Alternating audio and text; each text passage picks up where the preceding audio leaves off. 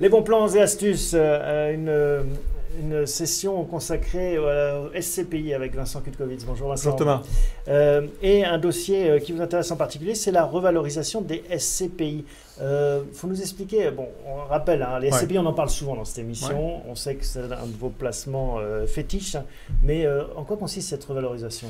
En fait, il y a un phénomène économique qu'on a commencé à entamer avec Jonathan juste avant qui se rejoint en fait. D'une part, vous avez eu une baisse des taux depuis un certain temps, depuis 2 ans et demi on l'a vu, et d'autre part, les loyers servis dans l'immobilier d'entreprise sont restés assez stables. Donc il s'est passé un phénomène qui a généré, on l'a vu aussi, un écart favorable pour l'immobilier d'entreprise, c'est-à-dire que la prime de risque qui est au bénéfice des investisseurs a augmenté. L'écart entre les taux longs et le rendement des SCPI d'entreprise a augmenté. C'est le graphique que vous nous apportez qui illustre ce phénomène. Exactement. Donc qu'est-ce qui se passe quand cette prime de risque augmente? Ça crée de l'engouement sur le marché des investisseurs. Et d'ailleurs, nous, on le répète depuis un certain temps, ça fait presque un an et demi qu'on dit attention, la prime de risque est extrêmement intéressante, il y a une aubaine à saisir.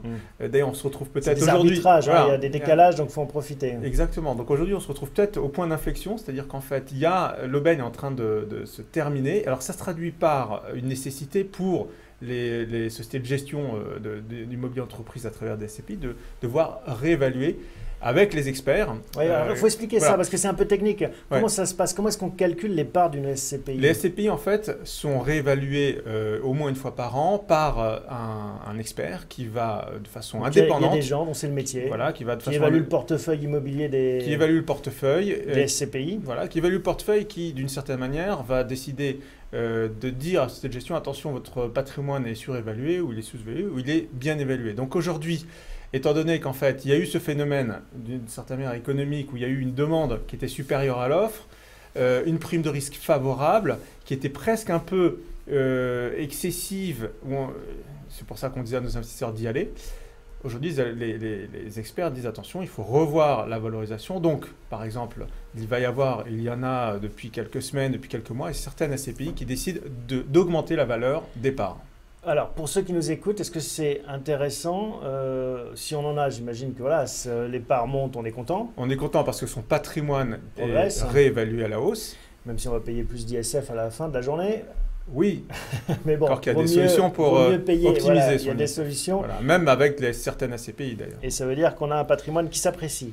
Exactement. Mais pour ceux qui ne sont pas dedans, est-ce que ça reste toujours intéressant de s'intéresser à cette classe d'actifs? Alors ça reste intéressant. Quand on a une période très précise comme celle qu'on vit aujourd'hui, où certaines SCPI annoncent quelques semaines à l'avance qu'elles vont réévaluer leur patrimoine, on connaît en fait, il y a une aubaine, on se dit bon, il y a une fenêtre de sortie. C'est comme si on me disait tiens, l'action Renault va prendre 5% dans 3 mois, enfin à la fin du mois. Tout à fait. Je peux l'acheter moins cher. Voilà. Là, on vous dit, par exemple, si vous allez sur la SCPI Edissimo ou la SCPI Rivoli Avenir Patrimoine, par exemple cette dernière que j'ai citée, il a été annoncé au 1er juin qu'elle serait réévaluée au 1er juillet de plus 6,92%. Donc ça veut dire qu'en fait, immédiatement, votre patrimoine va se valoriser de plus 7%.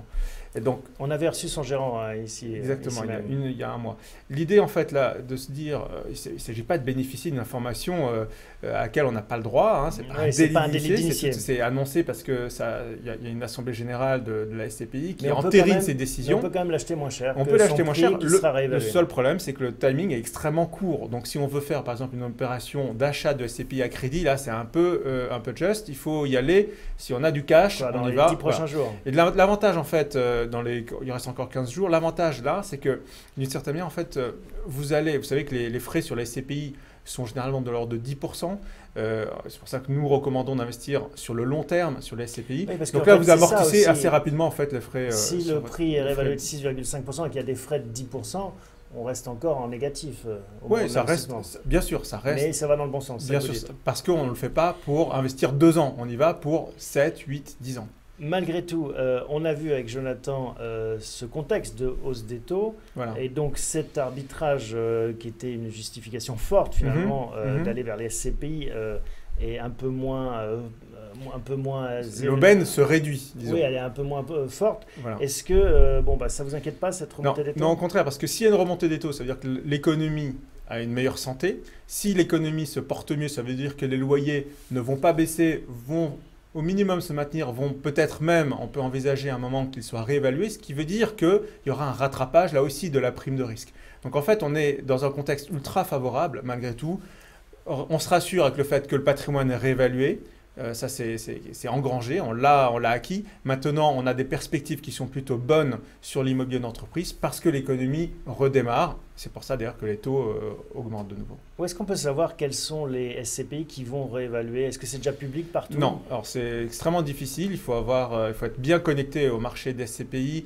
Parce qu'il faut saisir le moment où l'information va être officielle et va être disponible pour pouvoir se positionner sur le marché. Donc nous, on regarde ça de façon extrêmement précise. Dès qu'une opération de revalorisation est communiquée, on la fait connaître aux gens qui nous suivent sur notre site internet. Est-ce qu'elles se valent toutes ces opérations? Alors là, il faut faire attention. Ouais, tout à fait. En fait, c'est comme toujours, on a un certain nombre de placements sur lesquels nous, on est plutôt frileux. Il y a certaines SCPI qui sont très agressives en termes de taux et qui nécessairement prennent beaucoup plus de risques que les autres en ayant une stratégie notamment provinciale d'investissement, voire à l'étranger dans des marchés qu'on ne maîtrise pas nécessairement très bien. Donc nous, on préfère aller sur des SCPI qui, une fois de plus, ont un rendement peut-être autour de 5%, plutôt dans la moyenne, mais qui investissent, qui continuent à avoir la capacité d'investir, notamment dans le quartier central des affaires parisien, où là, on sait que le patrimoine a de la valeur de façon pérenne, on prend beaucoup moins de risques.